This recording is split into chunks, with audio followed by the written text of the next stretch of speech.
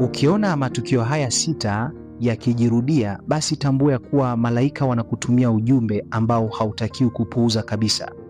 Kuna nyakati katika maisha ambapo mambo hayaji kwa bahati mbaya, yanajirudia. Tukio lile lile au hali ile ile au ndoto zile zile, hadi unajiuliza kwa nini hii inajirudia mara kwa mara. Hapa ndipo siri kubwa ya kiroho ilipo, kwa sababu katika ulimwengu wa roho marudio si ajali, ni ujumbe, na mara nyingi ujumbe huu hutumwa na malaika wa Mungu ili kukuamsha, kukuonya au kukuongoza. Katika video hii nitakwenda kukufundisha matukio 6 ambayo yakijirudia hutakiwi kuyapuuza, kwa sababu matukio hayo yanaashiria malaika wa Mungu amekutumia ujumbe.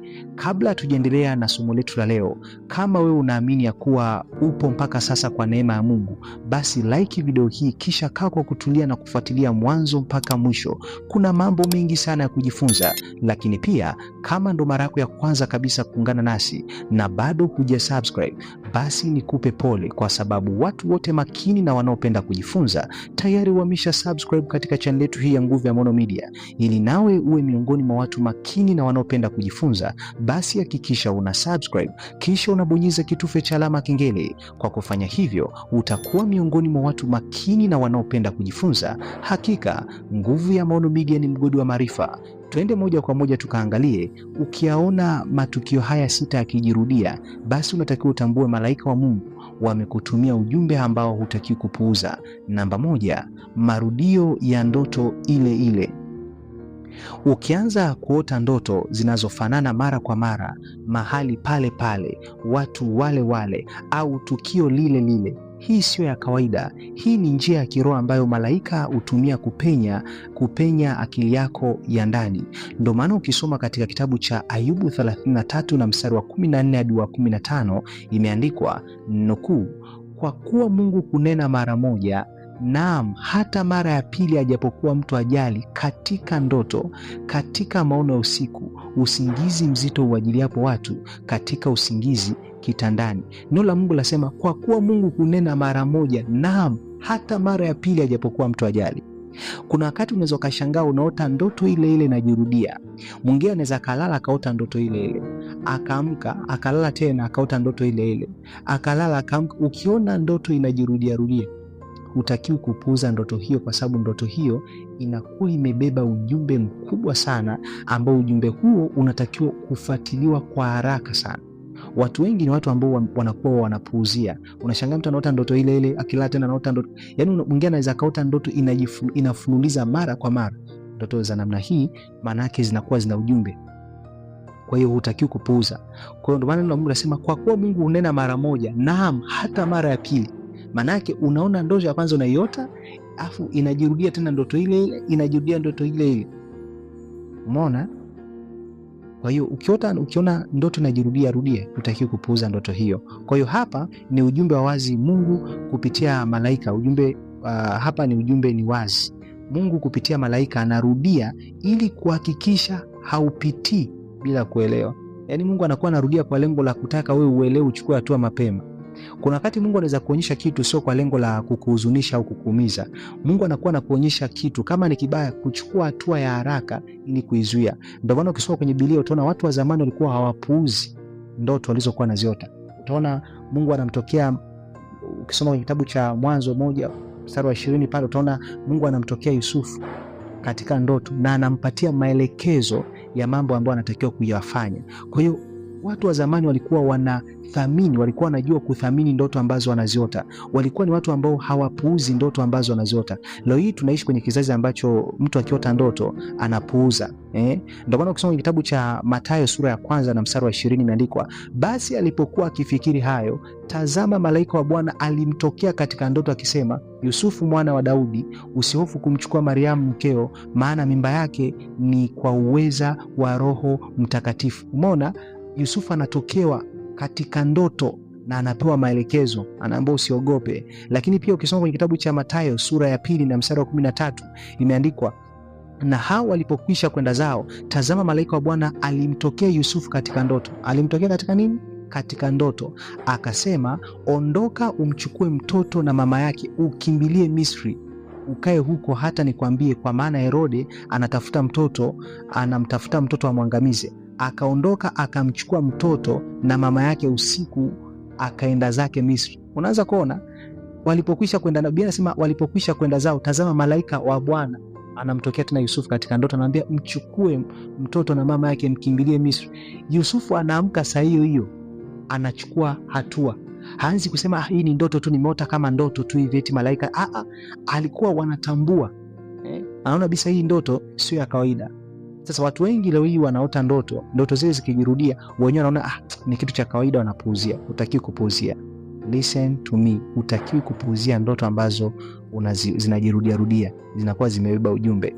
Lakini jambo la pili, tukio la pili kijirudia, milango inafungwa mara kwa mara.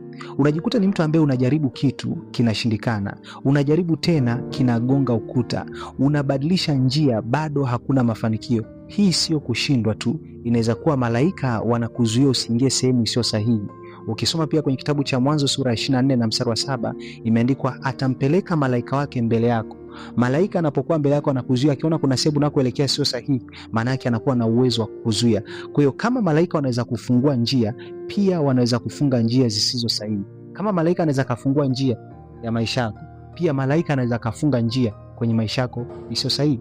Kama malaika anaweza kafungua mlango wa fursa kwenye maisha yako, pia malaika anaweza kafunga milango ambayo sio sahihi kwenye maisha yako. Sio kila fursa ni fursa sahihi kwenye maisha yako. Kwa hiyo kuna fursa zingine zinaonekana ni fursa, lakini mwisho wa siku ni njia za kuangamiza. Kwa hiyo unaanza kuona milango inafungwa mara kwa mara. Unashangaa unafanya hivi bado inagoma. Unajaribu hichi kinagoma. Kuna muda ni ulinzi, hutakiwi kupuuza. Lakini tukio la tatu, unakutana na onyo lile lile kutoka sehemu tofauti. Labda mtu anakuambia jambo, labda mtu anakuambia jambo, baadaye unasikia mahubiri yanazungumzia hilo hilo, kisha unasoma kitu kinachogusa eneo hilo hilo. Haya si matukio ya kawaida, ni uthibitisho wa kiroho unaojirudia.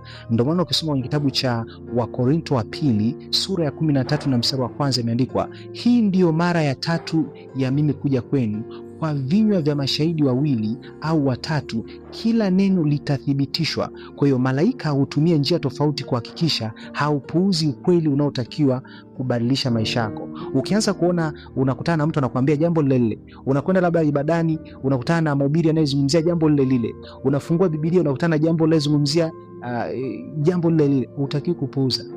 Hutakiwi kupuuza kabisa, unatakiwa ujue kuna kitu cha tofauti. Kama unanielewa naomba comment na kupata vizuri mwalimu. Kama unanielewa naomba comment na kupata vizuri mwalimu, au unaweza kuweka emoji za love au kaweka emoji za fire. Kama unanielewa, yes, nashukuru. One comment, Mungu akubariki na kuona. One comment, asante, Mungu akubariki sana. Okay, twende tukio la 4. Unajikuta unaongozwa kuelekea kitu fulani mara kwa mara. Unajaribu kupuuza wazo fulani lakini linakurudia. Unajaribu kuachana na njia fulani lakini unarudishwa kwenye njia ile ile. Hii ni ishara ya mwongozo wa kiroho. Ndio maana ukisoma kwenye kitabu cha Zaburi 32 na mstari wa 8, imeandikwa, nitakufundisha na kukuonyesha njia utakayoiendea, nitakushauri jicho langu likikutazama. Kwa hiyo malaika wanaweza kuwa wanakusukuma kwa upole kuelekea kusudi lako halisi. Kuna muda unajaribu kuliacha jambo lile, unakuta tayari ile jambo la kimungu tayari umeshaanza kulishughulikia, umeanza kulifanya. Kwa hiyo hii ni ishara. Ukiona tukio hili hutakiwi kupuuza hata kidogo. Lakini tukio la 5, unacheleweshwa mara kwa mara bila sababu inayoonekana. Unakuta unapanga kitu lakini kinachelewa bila sababu ya wazi. Unahisi kama kuna kitu kinakuzuia kusonga mbele haraka. Watu wengi hudhani ni bahati mbaya, lakini mara nyingi ni ulinzi wa kiroho. Hii inaonyesha kuwa hata kuchelewa kunaweza kuwa sehemu ya vita ya kiroho inayokulinda. Kwa hiyo kuna muda mwingine kuchelewa inaweza kuwa ni ulinzi kwako. Lakini jambo la 6, tukio la 6, unarudia makosa au hali ile ile. Unarudia makosa au hali ile ile. Unajikuta unaingia kwenye mahusiano yale yale, changamoto zile zile, au maamuzi yale yale. Hapa kuna ujumbe mzito. Malaika hawatakuruhusu uende mbele bila kujifunza somo. Kurudia ni ishara ya kwamba bado kuna somo halijaeleweka. Kwa jambo la msingi ambalo unatakiwa utambue, ukiona maisha yako yanaanza kuzunguka katika mzunguko wa matukio yale yale, usipuuze. Simama, tafakari, omba, kwa sababu mara nyingi malaika hawapigi kelele, wanarudia. Na kadri unavyopuuzia, ishara ndivyo zinavyoongezeka nguvu. Lakini ukizitambua, ukizisikiliza, ukizifuata, ndipo utagundua kuwa haukuwa unapotea, ulikuwa unaongozwa. Ni matumaini kuna jambo ambalo umejifunza. Kama kuna kitu ambacho umejifunza, ningependa kuona komenti yako, unaniambia umejifunza jambo gani. Lakini nakuombea wewe utakayetumia muda wako kushare linki ya video hii kwa ndugu, jamaa na marafiki, Mungu akafanikishe maisha yako. Nakupenda sana, nikutakie wakati mwema.